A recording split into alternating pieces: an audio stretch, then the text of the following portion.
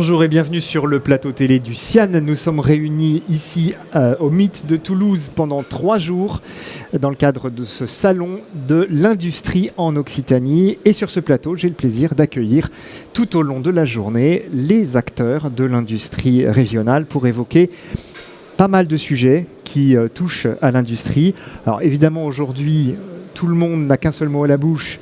L'intelligence artificielle, l'IA qui s'invite dans nos vies et qui s'invite bien entendu dans nos entreprises d'ores et déjà. On va évoquer ensemble avec mes intervenants ce matin les formations, l'offre de formation en intelligence artificielle qui existe d'ores et déjà ici dans notre région en Occitanie. Je vous présente Hélène Tappe, professeure à Toulouse INP. Votre spécialité, c'est la microélectronique et l'IA embarquée. Et vous représentez ce matin, on va commencer par ça, l'ANITI, où vous êtes directrice des formations. Alors, l'ANITI, j'ai regardé, c'est l'Artificial and Natural Intelligence Toulouse Institute. C'est bien ça, donc l'Institut toulousain de l'intelligence artificielle et naturelle. J'ai bien aimé le petit N de naturel. Quel est le rôle de l'ANITI pour commencer, Hélène ? Alors, ANITI, c'est, comme vous l'avez dit, un institut international en intelligence artificielle, un des 9 clusters IA qu'on appelle, qui ont été labellisés par l'État en 2024, donc 4 en région parisienne et 5 en région. Donc nous, on a 3 axes de développement, la formation, la recherche et l'innovation. Donc moi, plus spécifiquement, je m'occupe de la formation en intelligence artificielle qui est délivrée par l'ensemble des universités toulousaines et des écoles d'ingénieurs et des grandes écoles. On a, faut savoir que Toulouse est la 2e ville universitaire de France, donc énormément de formations. Et on a pour mission de développer les formations en intelligence artificielle, que ce soit en formation initiale pour les étudiants ou formation tout au long de la vie pour les entreprises. Avec le regard global que vous avez finalement sur cette offre de formation dans les universités et les grandes écoles, aujourd'hui, il existe un catalogue, une offre de formation IA conséquente. Très conséquente, oui. D'ailleurs, on a pour objectif, on labellise les formations. C'est un label de qualité.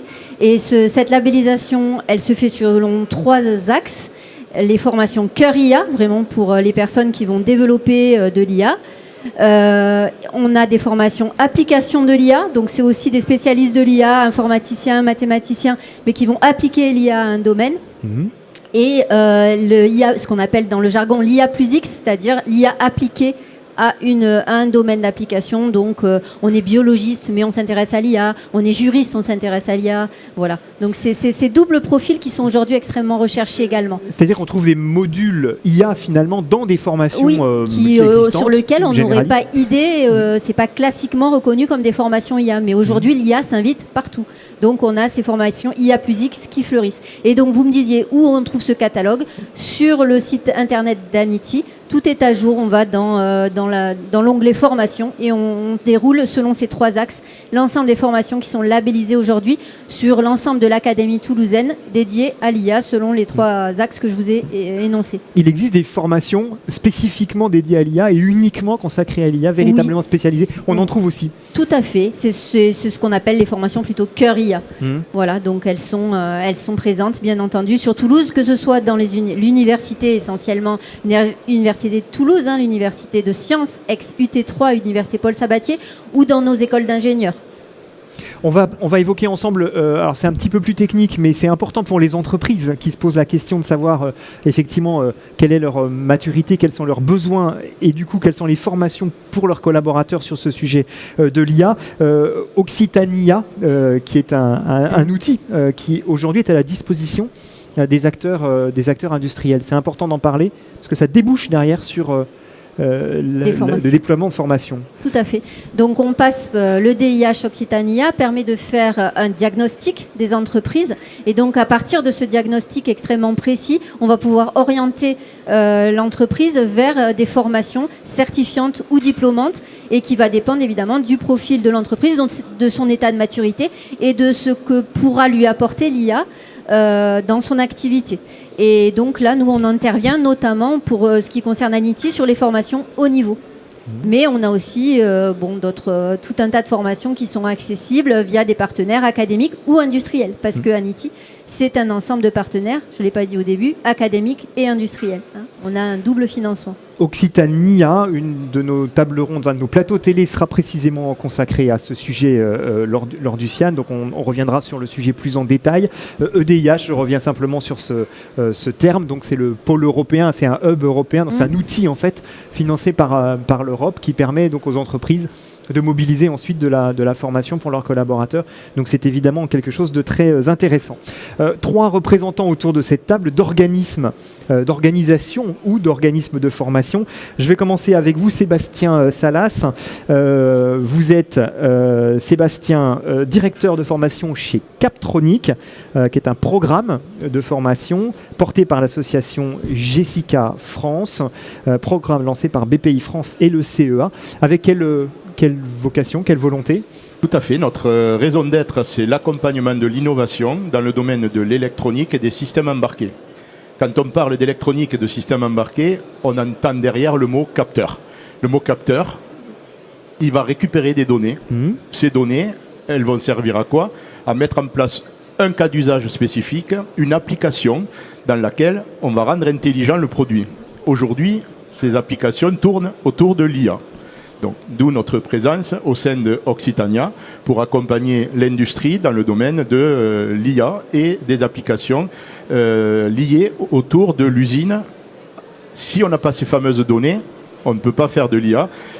On est là pour essayer d'extraire ces données avec des capteurs et de l'électronique. Les entreprises pour lesquelles vous travaillez, c'est des entreprises de toute taille, enfin de quelle taille, de quel secteur d'activité La raison d'être en effet de Captronic, c'est les PME, les petites structures, moins de 250 à 90%. Mais dans le domaine de l'IA, il ne faut pas croire que le message est long à passer. Les grands groupes s'y intéressent autant que les petites structures. Et nous avons dans notre centre de formation aussi des grands groupes qui s'intéressent à l'IA.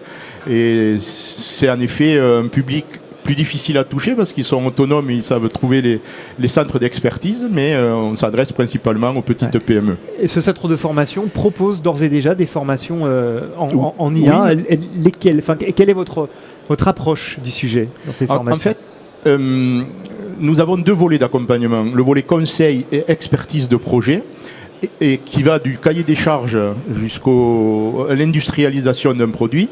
Et forcément, quand on évolue, qu'on fait de l'innovation, on a besoin d'acculturation. On a besoin de comprendre les normes, de comprendre les technologies. Et c'est à ce niveau-là que le centre de formation Captronic s'est monté, principalement pour mettre le pied à l'étrier, comprendre les technologies, avancer avec l'ensemble des parties prenantes de l'entreprise et non pas une personne. L'IA doit être partagée, il faut qu'elle soit acceptée. On entend beaucoup de messages concernant la disparition des salariés avec l'IA. C'est un sujet qui fait peur.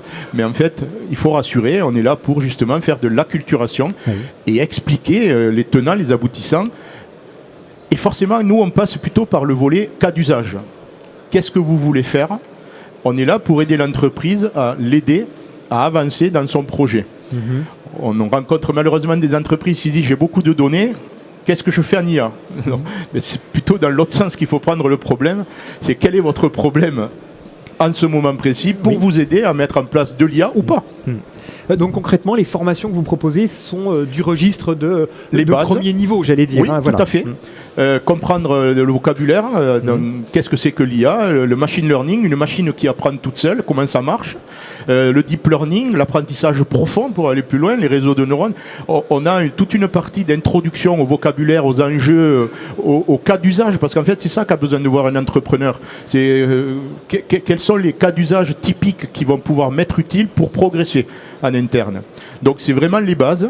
Par contre, après, on se rend compte que parfois, on rencontre une entreprise qui a déjà travaillé avec une école d'ingénieurs, avec 2 stagiaires. Ils ont besoin d'aller plus loin dans leur développement et leur apprentissage. Et là, on peut avoir besoin de formation data scientist un peu plus poussée en mathématiques. Et donc, l'IA pour le traitement d'images en vision, on met cette IA dans une caméra pour la qualité des pièces fabriquées. Et là, il faut un petit niveau. On ne peut pas se lancer dans l'IA de traitement d'image si on n'a jamais fait ni de traitement du signal, ni de l'IA. La différence, j'allais dire, entre votre offre de formation et les autres offres existant sur le territoire, on pourrait la résumer en quelques mots. Alors, il y a peut-être pas de différence. Il y a tout simplement des acteurs qui sont là pour accompagner l'industrie, mais la demande est tellement forte. Oui. On vit une révolution avec l'IA et il y a du travail pour tout le monde. Les structures d'accompagnement de l'IA sont diverses et variées, nombreuses. Et nous, notre force, c'est la connaissance des entreprises, le terrain, notre expertise de l'électronique, des capteurs, pour aller chercher ces fameuses données qui sont nécessaires pour mettre en place une IA. C'est là qu'est notre force. On se distingue parce qu'on est sur le terrain, mais on est un programme national. On existe en Occitanie, mais aussi ailleurs en France pour progresser avec nos différents ingénieurs sur le terrain qui font remonter les besoins. Et le centre de formation essaye de faire évoluer les formations. Par exemple, l'IA générative avec le fameux ChatGPT dont tout le monde entend parler, ça fait qu'1 an que les solutions sont disponibles, accessibles et les cas d'usage sont intéressants et on en parle dans les formations, on les fait évoluer. Autre exemple, autre illustration d'une offre de formation IA à l'IMT Mines Alès, où Gérard Drey, vous êtes enseignant-chercheur, vous êtes co-directeur d'une unité mixte de recherche avec l'Université de Montpellier sur les sciences du mouvement humain, la santé et le numérique. Vous allez nous expliquer de quelle manière, dans cette grande école donc à Alès, au sein du groupe IMT, donc Institut Mines Télécom, le premier groupe public d'écoles d'ingénieurs et de management en France, avec 8 grandes écoles et 14 000 étudiants, eh bien vous déployez d'ores et déjà l'IA dans vos formations. Pour rebondir sur ce que disait Hélène Tapp tout à l'heure, c'est l'IA qui s'est invitée dans les formations d'ingénieurs existantes, où vous envisagez aujourd'hui de développer des formations vraiment dédiées à l'IA.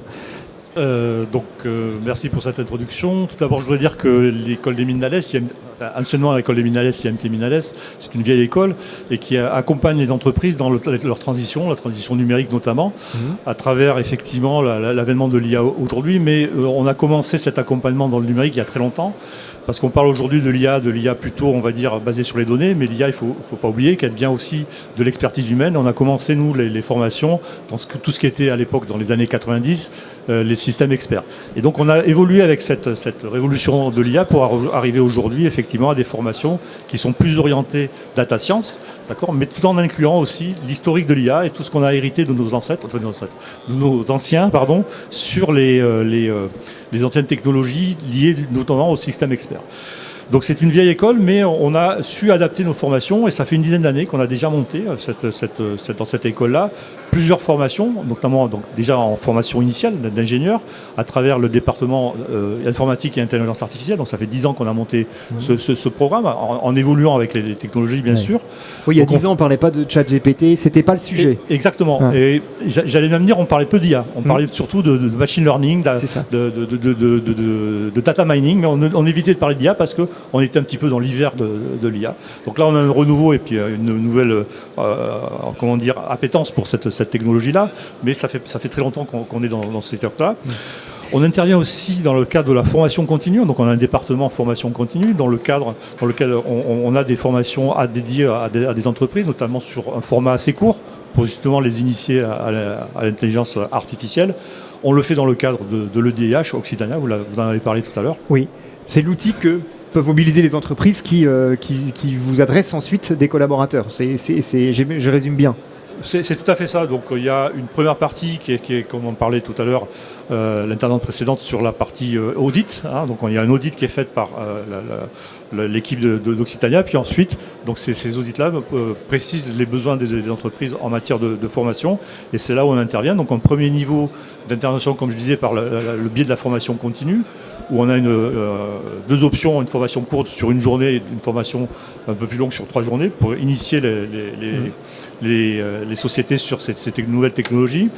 Et ensuite, on intervient sur un degré un peu plus pointu sur les demandes précises, notamment sur des preuves de concept. Donc on va se lancer aussi sur l'accompagnement des entreprises pour mettre en place des preuves de concept dans leur structure, à travers notamment nos enseignants-chercheurs sur ces aspects-là. Donc ça, c'est le deuxième étage, j'allais dire, de l'offre de formation IA qui va se mettre en place. Pour l'instant, ce n'est pas encore formalisé. Voilà, donc EDH a mis d'abord l'effort sur la partie audit et puis formation, on va dire, initiale, d'accord. Maintenant, on va accompagner les entreprises dans cette transition. Voilà, c'est vraiment ça le sens de l'IH, c'est la transition numérique, notamment la transition de l'IA, et c'est cet accompagnement-là qui va se faire par des preuves de concept in situ, c'est-à-dire que les entreprises vont nous donner des cas d'usage et on va les aider à mettre en place leur IA dans leur structure. Je termine ce tour de table avec Amélie Leclerc, directrice générale de Digital 113, donc cluster des entreprises numériques d'Occitanie. Alors, en tant que cluster, vous développez des formations ou vous orientez vers des formations? Les deux. Les deux, parce mon capitaine. Oui, les deux, mon capitaine. La mission de Digital 113, c'est d'accompagner les entreprises de la filière numérique en Occitanie à se saisir de tous les leviers de croissance. Ce sont des entreprises édition de logiciels, services numériques, experts de l'IA, experts de la cyber, infogéreurs, télécom, hébergeurs. Donc vraiment tous les faiseurs du numérique. Et on a des experts de l'IA et on a des non-experts de l'IA qui pour autant ont besoin aussi de comprendre, d'évoluer. Et on le voit bien là sur ce tour de table, sur des entreprises qui de toutes les façons doivent toujours évoluer parce que ce sont des technologies qui ne font qu'évoluer, avec une réglementation qui ne fait qu'évoluer, etc. Donc pour nous, les formations qu'on met en place, c'est à la fois pour accompagner nos entreprises adhérentes à comprendre ce qu'elles peuvent faire avec l'IA quand ça fait partie aussi de leur propre transformation, puisque oui, les entreprises du numérique aussi vivent des transformations avec l'IA, mais également pour aider les entreprises non numériques à savoir ce qu'elles peuvent faire avec l'IA et à comprendre ce que c'est. Donc un peu ce que disait Sébastien, il y a un sujet qu'on aime bien utiliser, c'est IA futile versus IA utile. Ça ne sert à rien d'utiliser de l'IA si ce n'est pas nécessaire, parce qu'il y a un impact environnemental qui n'est pas neutre, ça peut faire perdre du temps si ce n'est pas utile. Par contre, si on a besoin, si on a identifié des cas d'usage, comment on pilote un projet IA? Comment on pilote un projet IA utile, éthique et robuste? De votre point de vue cluster, vous qui êtes en contact avec les entreprises du secteur du numérique, est-ce que l'offre de formation aujourd'hui répond aux besoins des entreprises? C'est-à-dire une entreprise qui a un projet IA utile va trouver, notamment ici en Occitanie, les compétences, les expertises dont elle a besoin ou les moyens de les créer? Oui, alors ça existe. Encore une fois, comme on le voit avec ce que vient de dire l'IMT, on est toujours en progression avec le travail que fait Anity aussi, qu'on fait tous finalement, c'est de rester le plus près possible de l'évolution de ces technologies, de ces méthodologies, parce que c'est pas que de la techno, c'est de la méthodo, c'est des principes, je parlais d'éthique aussi tout à l'heure, de robustesse, c'est de la réglementation. Donc ça existe, mais on continue à le faire évoluer et je pense que c'est indispensable de faire systématiquement évoluer ces formations. Chez Digital 113, nous, notre spécificité, c'est qu'effectivement, on va adresser le monde de l'entreprise, les salariés des entreprises. On ne va pas aller sur des formations technologiques parce que nos adhérents sont capables de le faire. Donc, s'il y a un besoin de formation technologique, on va orienter vers les entreprises expertes en IA qui vont être capables d'accompagner. Par contre, là où nous, on va intervenir, c'est sur une dimension qui est collective. C'est permettre aux entreprises ensemble, sur de la formation-action, sur des modules courts qui peuvent se combiner entre eux, de pouvoir comprendre les différents enjeux, sensibilisation quand il y en a besoin. Si on est déjà avancé, on n'a pas besoin de la sensibilisation. Et puis de comprendre qu'est-ce que ça veut dire que de piloter de façon bien stratégique, comment on pose la stratégie de pilotage d'un projet IA. À quoi il faut faire attention derrière? On va parler de la gouvernance et de la qualité des données. Donc forcément, on va aussi parler de sécurité et de cybersécurité. On va aussi parler de tout ce qui va être la conformité réglementaire. On va parler de l'éthique de l'IA, parce qu'il y a des vrais sujets. Et puis, on va aussi pouvoir parler de comment on outille tout ça, puisque en face, on a des réglementations qui arrivent, notamment l'AI Act, où il va falloir pouvoir montrer patte blanche, comprendre quel est le niveau de risque des IA, soit qu'on développe, soit qu'on utilise. Et ça, c'est ce que les entreprises, quelles qu'elles soient, ont tendance à ne pas savoir. C'est pas parce que c'est pas vous qui avez développé de l'IA que vous n'êtes pas concerné par l'AI Act. Si vous utilisez de l'IA, vous êtes concerné par les niveaux de risque et vous devez savoir, vous devez outiller votre transparence et vous devez savoir comment gérer tout ça. Alors ce que vient de nous expliquer, Amélie, c'est finalement l'immense diversité des connaissances nécessaires pour maîtriser l'IA et en faire un bon usage. Et on a bien compris aussi que les formations naissent un petit peu partout, éclosent dans pas mal d'organismes de formation. Un des enjeux, c'est finalement donc de massifier cette offre de formation. Et c'est précisément l'objet de l'appel à manifestation d'intérêt que l'IMT Mindales à remporter. Donc c'est vous qui êtes en charge de ce programme sur la massification des formations IA. De quoi s'agit-il exactement? C'est quoi l'enjeu en fait pour vous? Donc c'est effectivement le projet MacMIA. Alors c'est l'IMT, le central qui a obtenu. Nous on est le porteur de cette initiative. Effectivement, c'est une initiative qui intègre plusieurs écoles d'ingénieurs, donc ceux du groupe IMT, plusieurs aussi universités, puis des industriels. L'idée c'est d'avoir un continuum de formation qui va de Bac plus 2 jusqu'à Bac plus 8. Et même en initiant les scolaires et les collégiens et les lycéens. Donc c'est vraiment à l'acculturation de l'IA à tous les niveaux. Et donc c'est un projet qui est soutenu par la France 2030 à travers l'opérateur qui est la Caisse des dépôts. D'accord, donc c'est un financement sur 4 ans et on a pour mission de former pas mal de personnes, alors à tous les niveaux, hein, comme je l'ai précisé. C'est pour ça qu'on parle de massification. C'est l'acculturation aujourd'hui de l'intelligence artificielle dans toutes les strates de la société, avec un focus peut-être particulier. C'est peut-être ça aujourd'hui l'enjeu de l'IA, c'est l'humain dans tout ça. C'est comment on place l'humain dans cette IA. Et donc nous, on oriente plutôt le projet MacMIA à une grosse activité sur cette partie-là. Alors quand on parle d'humain, c'est effectivement l'humain qui va utiliser, mais c'est aussi l'humain qui va essayer de comprendre l'IA. Et donc on a beaucoup de travaux sur l'IA explicable et interprétable. Hélène Tappe, dans tout ce qu'on a entendu, un mot est revenu quand même souvent, celui d'acculturation. Finalement, cette espèce de formation de premier niveau qui est indispensable, parce qu'on comprend qu'effectivement, une entreprise qui a des besoins techniques experts va trouver l'opérateur qui va lui permettre. C'est vraiment l'enjeu numéro 1 pour vous aujourd'hui, cette question d'acculturation dans les entreprises de l'IA. Est-ce que ça correspond aux demandes finalement des entreprises?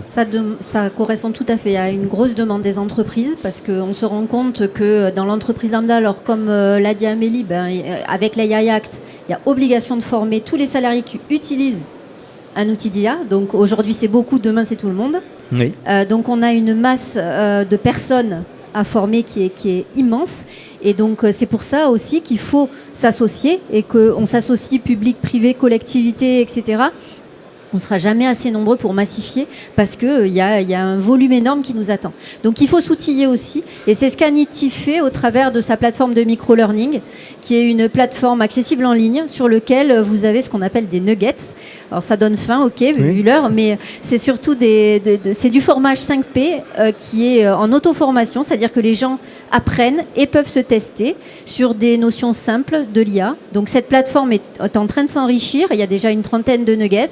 On fait des appels à contribution parce que tout le monde peut contribuer, tout le monde peut créer des nuggets, des universitaires, des industriels spécialistes du sujet. Nous on a un comité éditorial, on les valide, et derrière je pense que ce genre d'outils collaboratifs pour co-construire des formations, pour que chacun puisse mettre des grains de sable, des grains de contenu, ça va permettre d'avoir une force de frappe importante pour justement acculturer, sensibiliser l'ensemble des personnels du privé qui ont besoin de savoir ce qu'est l'IA. Peut-être aussi pour en avoir moins peur. Parce qu'on a aussi ce phénomène de boîte noire qui fait peur et qui inquiète. Est-ce que l'IA va me remplacer, etc. Est-ce que l'IA va supprimer mon métier? Ça, c'est des questions. Ça, c'est des sujets qui vous remontent. Ça, c'est des sujets qui nous remontent. Et nous, on explique non. L'IA ne supprimera pas certains métiers. Elle va modifier les tâches. Oui. Elle va modifier les tâches. Elle va. On a effectivement des nouveaux noms de métiers qui arrivent, des offres avec des noms percutants.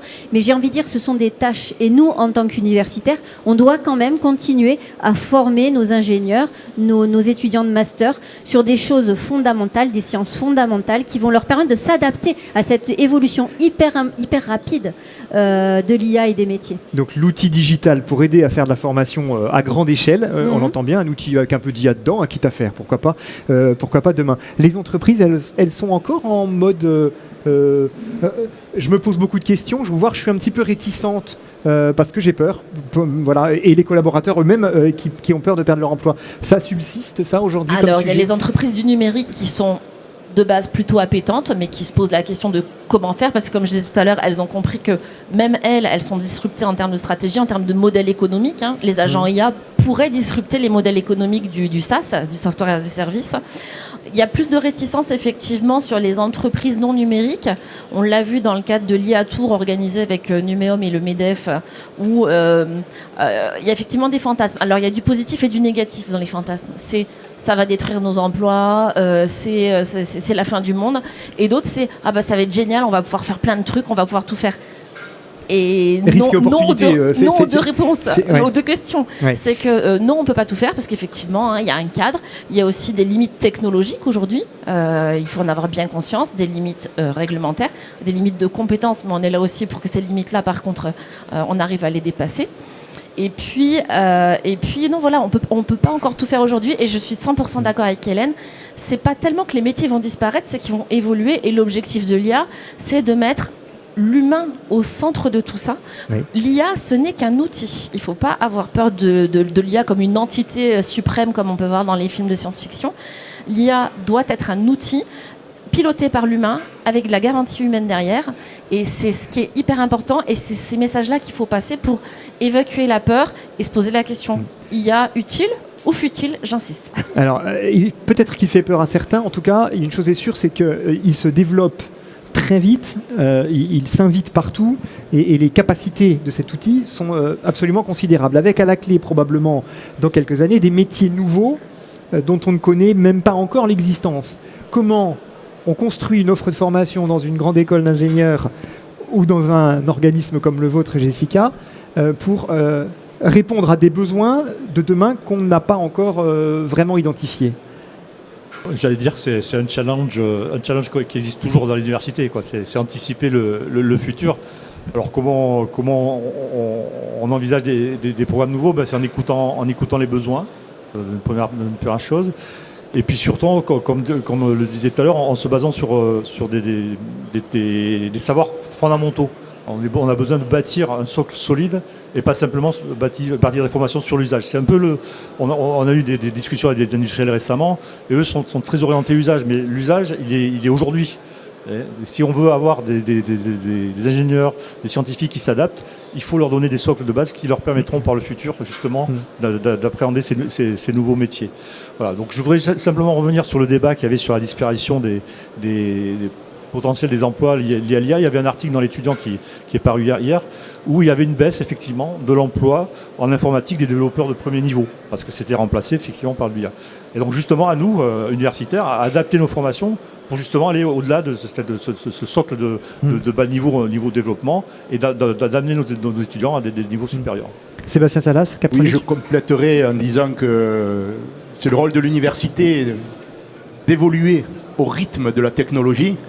Et les choses sont bien faites parce que dans tous les grands diplômes, il y a une interaction avec l'industrie, il y a des comités d'orientation où on invite des industriels, il y a toujours des échanges entre l'industrie et l'école pour faire évoluer les formations.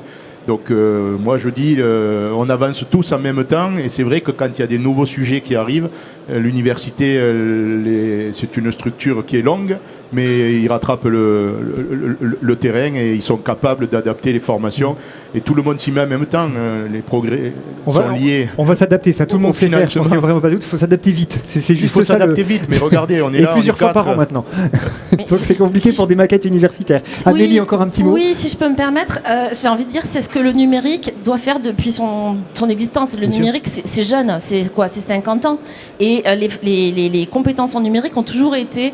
Enfin, les besoins en compétences ont toujours été en avance de phase par rapport aux formations existantes. Donc, ce qui est important, et je dirais a fortiori avec l'IA, c'est de continuer à savoir apprendre. Apprendre à apprendre, c'est hyper important. Et dans le numérique, ça a toujours été extrêmement important parce que finalement, il faut qu'on sache s'adapter. Et on a tendance à croire que l'IA peut remplacer le savoir. C'est faux. Aujourd'hui, seules les personnes qui ont vraiment le savoir pourront utiliser l'IA à bon escient. Et donc, ça ne remplacera pas les cerveaux humains. Et je le dis, s'il y a des étudiants qui nous écoutent, ne vous appuyez pas que sur ChatGPT. Il n'y a que parce que vous savez discriminer, il n'y a que parce que vous avez de l'esprit critique et des connaissances que vous pourrez savoir si ce que l'IA vous dit est vrai ou faux. Donc il faut continuer à savoir et à savoir apprendre. Le mot de la fin pour vous, Hélène Tappe. Demain, les formations en IA, alors sortez la boule de cristal, les formations en IA, finalement, est-ce que ce ne sera pas d'abord et fondamentalement des formations en cybersécurité? Amélie a lâché le mot tout à l'heure. Est-ce qu'on n'est pas là face à un vrai enjeu par-delà les pratiques et les usages qui vont se faire? La cybersécurité, c'est un enjeu, certes, un enjeu planétaire, dont l'université, les écoles se saisissent, mais c'est loin d'être l'unique enjeu qui nous attend. On est face à l'IA. C'est vrai que le numérique, on a toujours su d'adapter. On fabrique pas un ingénieur dans une école pour 5 ans, pour 10 ans, mais pour 40 ans. Donc, à un moment donné, on a toujours eu ce besoin fort de formation un petit peu méthodologique pour que cette personne sache s'adapter. Et l'IA, c'est la même chose, mais en accéléré. C'est-à-dire que l'IA transforme nos vies à tous, nos métiers à tous, à une vitesse, à une constante de temps, je pense, on n'a jamais connu. Mais donc, soyons agiles, comme l'a dit Sébastien, mais pas trop. C'est-à-dire qu'on ne doit pas confondre usage d'aujourd'hui avec la science qui est derrière, sur laquelle on doit rester fort. Par contre, l'ensemble des étudiants, l'ensemble des salariés, l'ensemble des citoyens doit garder un œil critique, plus que jamais, parce que c'est tellement facile de demander à une IA générative de donner un résultat, de faire une prédiction. Mais si on ne garde pas cet esprit critique, et on sait à quel point il y a des études aujourd'hui qui montrent que notre esprit critique est amenuisé quand une IA donne quelque chose, on l'est tous. Beaucoup plus que si c'est une personne qui nous donne un résultat. Et alors que ça devrait être presque le contraire. Et donc c'est ça il faut favoriser dans nos formations. Et c'est l'un des enjeux en tout cas des formations. C'est l'enjeu, l'esprit critique, la créativité et le recul, et être capable de douter. Une IA générative ne doute jamais. Si vous interrogez ChatGPT, n'importe quel autre outil, vous verrez qu'elle est toujours absolument sûre de ce qu'elle raconte. Elle a un aplomb terrible. Et elle est capable de se contredire 2 minutes après. 2 minutes après, si vous lui avez expliqué que c'était faux, avec ses plus plates excuses. Et ça, je veux dire, l'humain, lui, il aura toujours cette capacité à se remettre en question. Merci beaucoup à tous les 4 pour cet échange. Mais effectivement, l'heure de fin est arrivée pour notre plateau. On a évoqué ensemble l'offre de formation, certes, mais bien plus que cela, les enjeux finalement qui sont ceux d'une formation qui est en plein développement sur une technologie elle-même en développement ultra rapide. On est sur le CIAN de Toulouse jusqu'à demain soir et je serai ravi de vous accueillir autour de ce plateau pour d'autres sujets tout au long de ce salon. Bonne journée.